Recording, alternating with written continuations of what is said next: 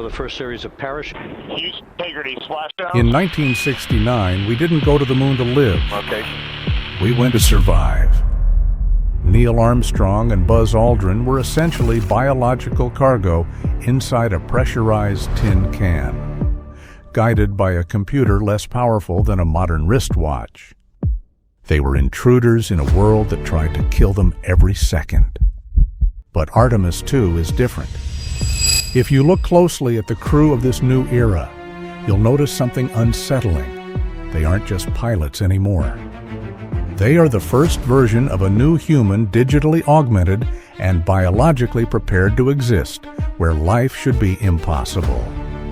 While Apollo was a desperate leap of a terrestrial species, Artemis is the calculated takeover by a spacefaring one.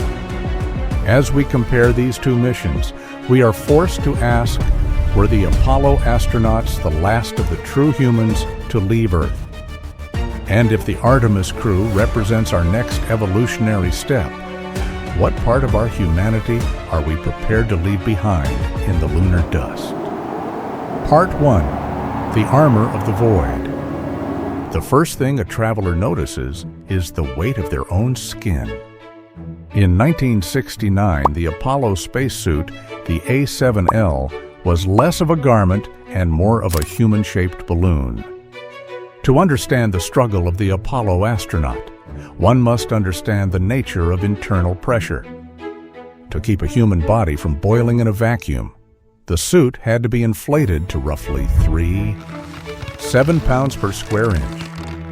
This made the suit stiff, like a fully pumped car tire.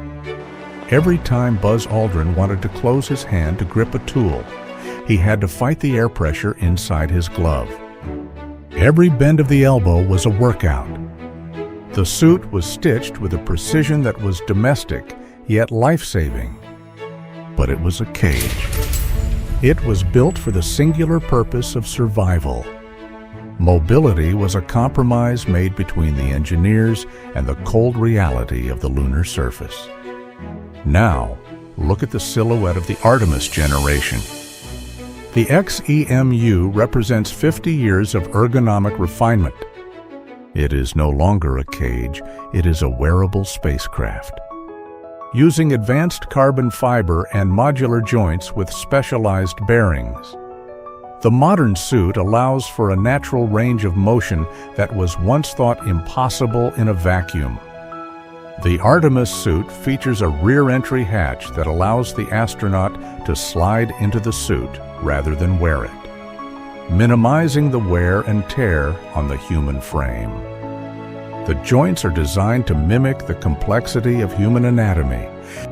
An astronaut can now reach over their head, kneel to pick up a rock, or twist their torso without the suit pushing back. This technical shift reveals a deeper philosophical truth. In the Apollo era, the suit was a shield designed to keep the universe out.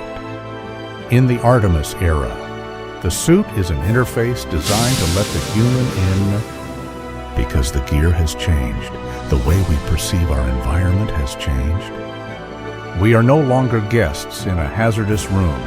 We are operators in a new workspace. Part 2. The Geometry of Movement. Because the suits were rigid, the movement of the Apollo astronauts became the stuff of legend, the lunar hop. It was a rhythmic, bounding gait that looked like a slow-motion dance. But this was not done for style. It was a solution to a problem. Because they could not easily bend their knees or ankles, and because their center of gravity was shifted by the massive life support system on their backs. Walking normally was a recipe for a fall.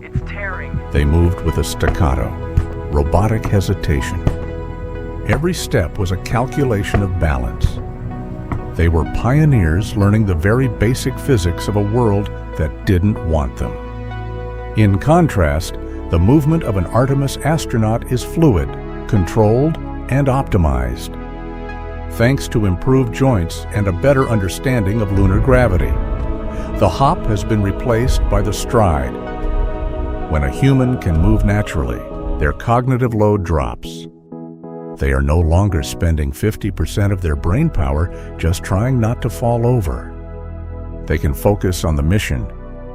They can look at the horizon.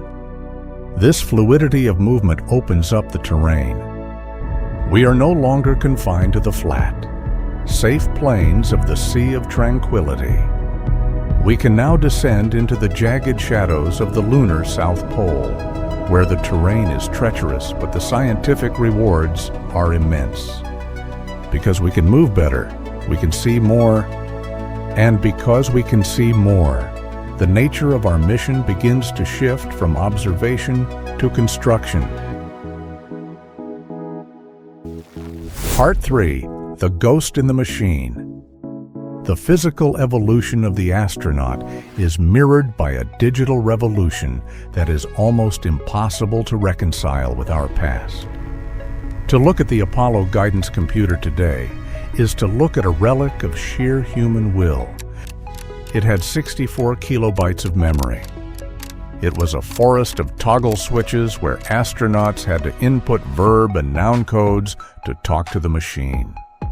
In 1969, the human was the primary processor. The computer was merely a calculator that helped them stay on track. If something went wrong, it was the pilot's intuition and the slide rule that saved the mission. There was no automation to catch them. Today, Artemis II is built upon a foundation of integrated intelligence. Navigation is no longer just about stars and sextants. It is about LiDAR, real-time 3D mapping, and edge computing. The modern astronaut is supported by an AI that monitors thousands of telemetry points simultaneously, predicting failures before they happen. The cockpit of the Orion spacecraft is a stark contrast to the cluttered switches of the lunar module. It is a sleek environment of glass cockpits and touchscreens. But this technology does not make the mission easy. It merely shifts the nature of the challenge. Where the Apollo astronaut faced the terror of the unknown, the Artemis astronaut faces the pressure of the infinite. They are no longer just pilots, they are systems managers. The technology has evolved from a tool into a partner. We are no longer just using computers to get to the moon. We are merging our decision-making processes with them. Part 4, From Footprints to Foundations. Because our technology can now sustain us, our objectives have shifted from the theatrical to the strategic. Apollo 11 was a sprint. It was a singular, breathtaking moment of geopolitical theater. We went to the moon to prove we could, collected some rocks, and left. We were tourists in the grandest sense of the word. Artemis is not a sprint, it is the construction of a bridge. The objective is no longer to reach the moon, but to use it. We are looking for water ice in the permanently shadowed regions. We are building the Gateway, a space station in lunar orbit that will serve as a lighthouse for future missions to Mars. This change in mission objective places a different kind of pressure on the human element. In Apollo, the pressure was the countdown, the ticking clock of oxygen. In Artemis, the pressure is sustainability. How do we keep a crew healthy for 30 days? For 90? For a year? The mission has evolved from a daring raid into a long-term occupation. This shift requires a change in the human psyche. We have moved from the thrill of the first step to the discipline of the first colony. Part 5, The Weight of Experience. This evolution has fundamentally changed the people we send into the void. The Apollo astronauts were almost exclusively test pilots, men forged in the fires of the Cold War. They were chosen for their ability to remain calm while their heart rate stayed at 130 beats per minute during a crash landing. The Artemis astronauts are different.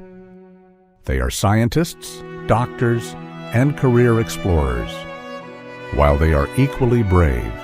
Their training is not just about survival, it is about performance.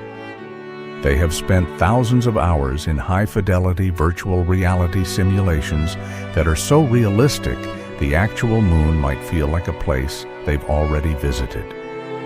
But with this preparation comes a new kind of psychological burden. The Apollo crews lived in a world of firsts.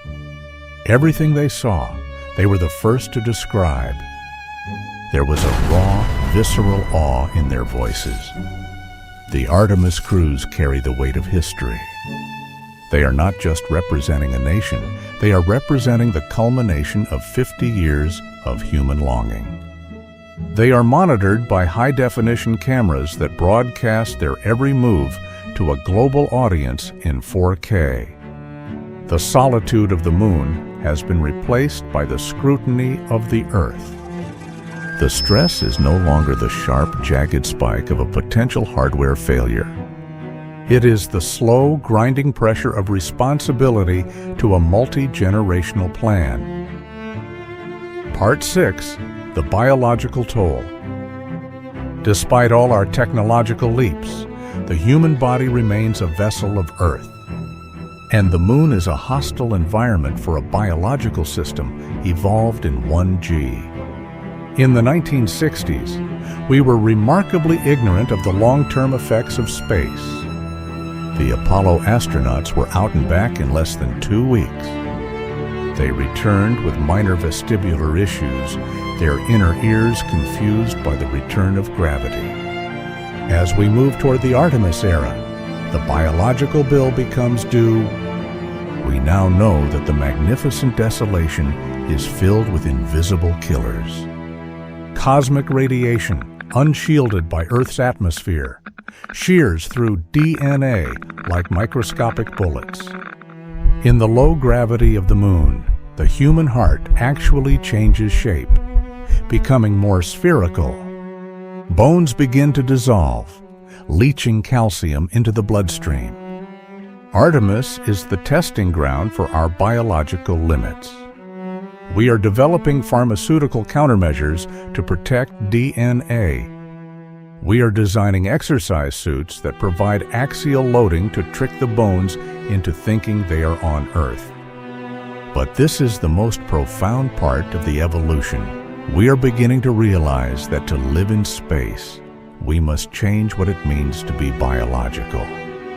We are no longer just putting a human in a suit. We are beginning to engineer the human experience to survive the vacuum. Drip by drip, we are shedding our absolute dependence on Earth's biology. If you were to place a photograph of Neil Armstrong's footprint next to a rendering of the first Artemis landing, the difference would not be in the dust. The difference is in the intent.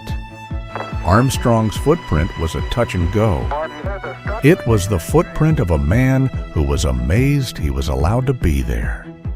It was a heavy, flat-footed mark made by a suit that was fighting him every step of the way. It represents the peak of our mechanical age. The Artemis footprint will be the mark of a resident. It will be the stride of an explorer who is there to work, to build, and to stay. It will be made by a suit that moves with the body, powered by an AI that thinks with the mind.